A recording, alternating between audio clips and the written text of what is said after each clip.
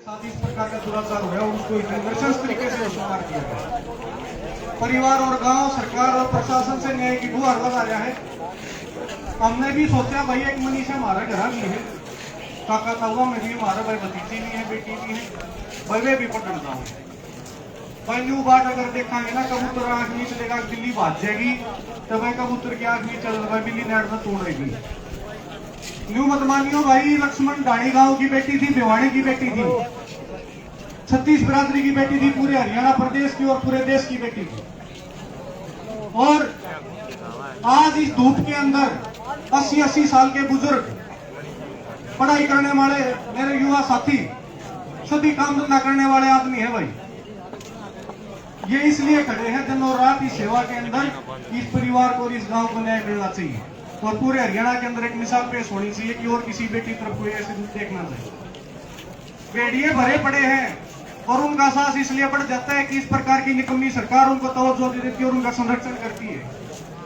और वो संरक्षण करने के बाद उन बेड़ियों की हिम्मत बढ़ जाती है कि गला भी काट दिया जाता है, शरीर को नोच दिया जाता है, फूंक दिया जाता है और मार के फेंक दिया जाता है झाड़ियों के अंदर।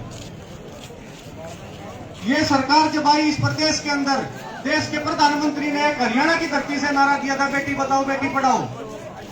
गरीब मजदूर आदमी अपनी जेब से अपनी बेटियों को पढ़ाने लग रहे हैं और बचाने की जिम्मेदारी इस निकम्मी सरकार की थी जो ये निभा नहीं पा रही।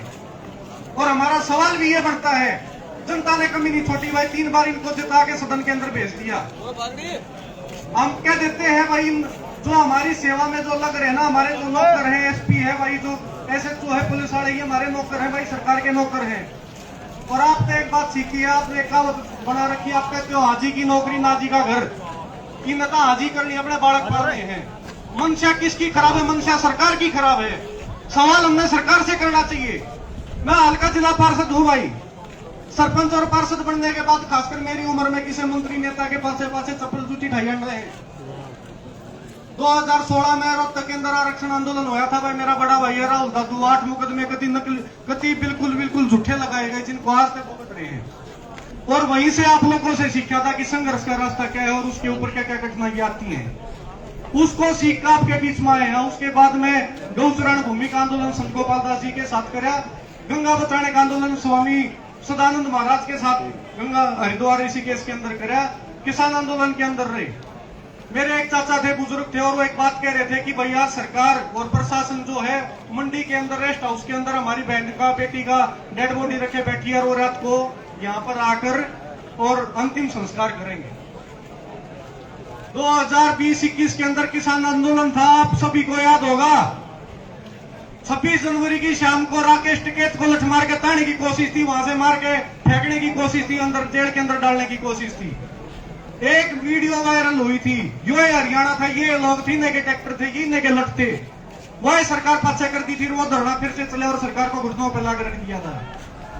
ये ढाणी जो लक्ष्मणगढ़ गांव है, हरियाणा का केंद्र बिंदु है, और आप लोग इतने कमजोर नहीं हो कि आके भाई थारे ऊपर का कोई आके इस लड़की का अंतिम संस्कार कर जाएगा।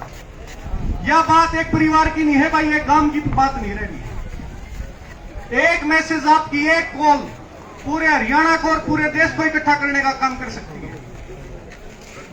हमारे आदरणीय ताऊ सुरेश कौर जी ने कहा, और उनका बहुत लंबा अनुभव रहा आंदोलन चलाने का, और उनसे एक ही बात हमारे को सीखने की मिली, उन्होंने एक मंत्र दे दिया। इस बात को हमने जो हम चाह रहे हैं उसको पूरा करवाने का मंत्र दे दिया, और उसके ऊपर आपने गौर करनी पड़ेगी, आपने अनुशासन बरतना पड़ेगा, आपने वे लोग आगे करने पड़ेंगे जो इस परिवार के और इस गांव के मोजीज लोग हैं, जिनके पैरों के ऊपर आप खड़े होंगे। नीम इनकी है भाई, ढाका ऊपर आमा। और दूसरी बात, पूरे हरियाणा के हर जिले से आदमी यहाँ पर है। मेरे साथ में जी सतगंगा खाप के प्रधान श्रीपाल नंबरदार